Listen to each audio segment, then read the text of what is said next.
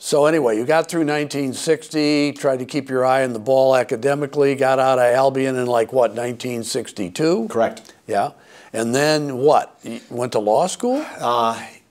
Yes, I decided that I would like to go to law school, even though I'd already decided, you know, I don't think I want to be a practicing lawyer, but as one who had a great interest in politics, I thought, what could be a better, you know, piece of preparation?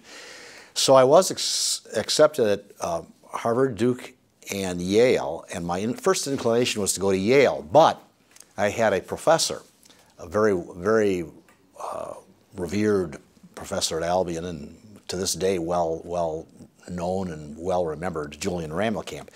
He had done graduate work at Harvard. When he found out that I was considering going to Yale instead of Harvard, he said, no one gets accepted to Harvard Law School and turns it down. Turns it down, you can't. And I said, I think that man's got a point. All right, so you so I went to Harvard. But before you started out that fall, remember that year, 62, was the year that George Romney was elected governor. It's the first time a Republican had been elected in 14 years. Did you have any role in that campaign? Well, interestingly enough, and a lot of people don't know this, but Bob Griffin was actually planning to run for governor in 62 until Romney got into it, because he'd contacted me at Albion and said, this is what I'm planning on doing, and would you be available to, you know, sure, become part of that? Well, yeah. He did not run because Romney then got into it.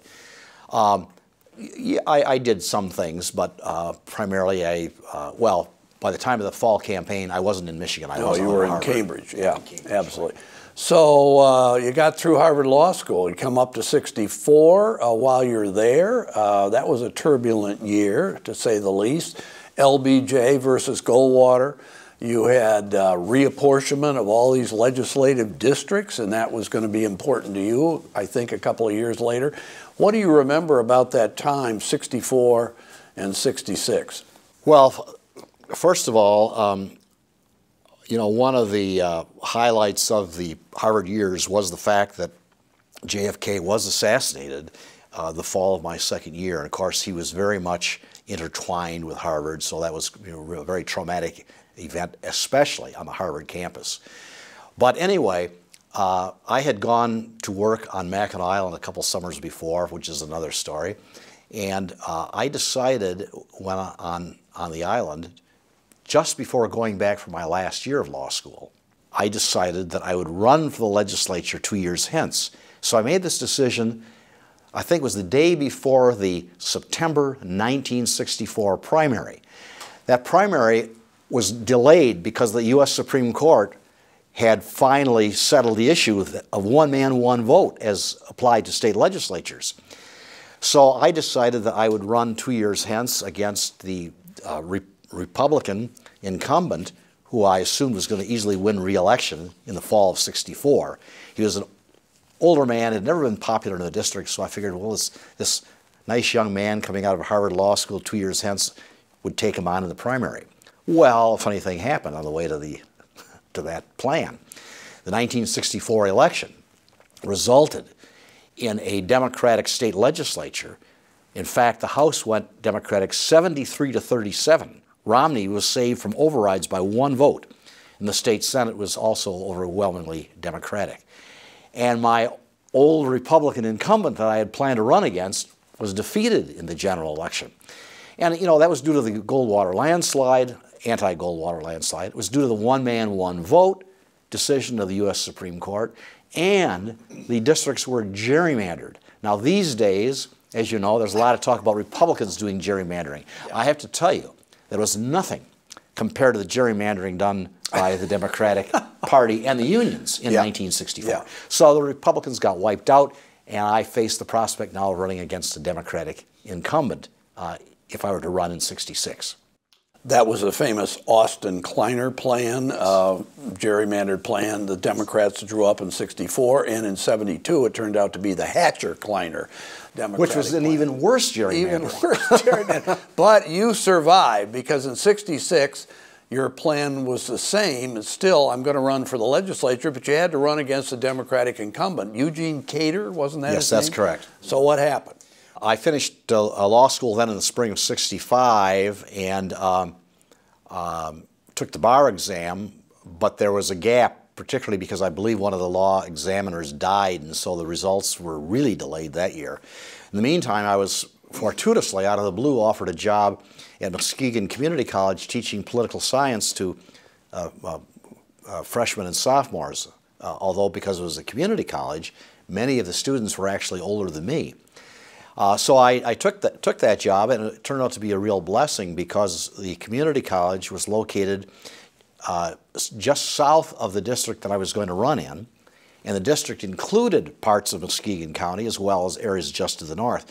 So I was exposed to a whole area of the district that I had no connections in.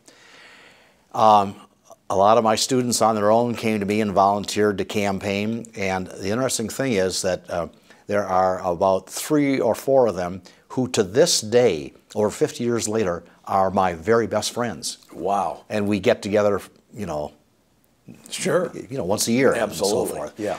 So I knocked on 10,000 doors. That district was what? Muskegon County, Manistee, was it Mason? Manistee County, Oceana County, Mason County, Lake County, and Manistee County. Wow. It was a very interesting district for the State House of Representatives because it was very, very diverse. Right. Lake County, particularly in those days, was... it was probably almost the most outstate Democratic county. Yes, except for the UP, maybe. And it had a heavy black population. Right. And had a very heavy poverty rate. Right. One of the poorest counties. Right. And the Manistee area was very industrial and very Catholic, whereas the center of the district was very Protestant and farm areas. And then you had northern Muskegon County, which was basically suburbs. So you had a very diverse district. Right. It was a fun district. A real swing district, a marginal district, and yet '66 really turned out to be as big a Republican year as '64 had been a Democratic year, right? Yes, it was fascinating because no one thought that the Republicans could regain control of the House. As I say, down 73-37 and down, I think it was 24-14 maybe. I think it was 23-15. 23-15 in the Senate. Yeah. And but George Romney, Bill Milliken, and Bob Griffin, now running for the U.S. Senate as an incumbent, having been appointed upon Pat McNamara's death by Romney. So we had quite a Republican team, but we still didn't think that we're going to win a majority. And in fact, one of the arguments that the Dems made against me in my House district campaign was that, well, look, even if he wins, he'll be in the minority. So support the incumbent because the Dems are sure to be in the majority. Yeah. Well, the Romney action team, as we were called, stunned everybody. We went to a sweep, almost the reverse of '64. Right. The sweep was such that in the House ended up in a 55-55 deadlock. Right. And the state Senate went Republican 20-18. And you were part of that. You were a freshman Republican. Right. And you had to pick a speaker. Right. What happened? Well, we were hoping that our candidate, Bob Waldron, would be elected speaker, but his election hinged totally on the decision of a Detroit Democratic representative, Edie O'Brien, to withhold his vote at one of the crucial organizing stages. And he withheld his vote, and consequently, the Republicans took control of the House 55-54 with 1 abstention, and Bob Waldron became Speaker. But didn't Edie O'Brien get a committee chairmanship? I think he did, but he got paid back by the Dems 4 years later. Drew him out of the district. They partially drew him out of his district, and they put him in with Bill Fitzgerald, a young, dynamic Detroit representative, and so Edie O'Brien got beat in 1970 primary by Bill Fitzgerald. But further irony is that in March, just after we organized in January, the man who had been the Democratic Speaker in that '65-66 legislature, Joe Kowalski, dropped dead. And he was still the Democratic leader still at the that Democratic point. leader. I mean, in other words, if E.D. O'Brien hadn't sat on his hands, he Joe might have Kowalski been might- co-speaker or something. Right, with exactly. Walter. So, and he dropped dead in March of '67. Right, and so that set up a special election, and again, Republicans figured, well, we don't have any chance of winning the special election. It's in the city of Detroit, but we did run a guy by the name of Tony Licata, and the Dems had a big primary, and the winner of the Dem primary was Jimmy Hoffa Jr. And to everyone's astonishment, in the general election to succeed Kowalski, Jimmy Hoffa Jr. lost to Tony Licata. Unbelievable. And that was the second to the last time that any Democrat running for the State House of Representatives in the city of Detroit has lost. Wow. And no Republican has been elected in the city of Detroit since the 1970 election. Right, right, absolutely. But Yeah. Hoffa was the second. Yeah, it's unbelievable. The last to lose. Yeah, I think the Republicans tagged him with being a carpetbagger. Remember, he didn't really live in the district. I don't recall that. I think that was one of the issues, but It could have been. whatever.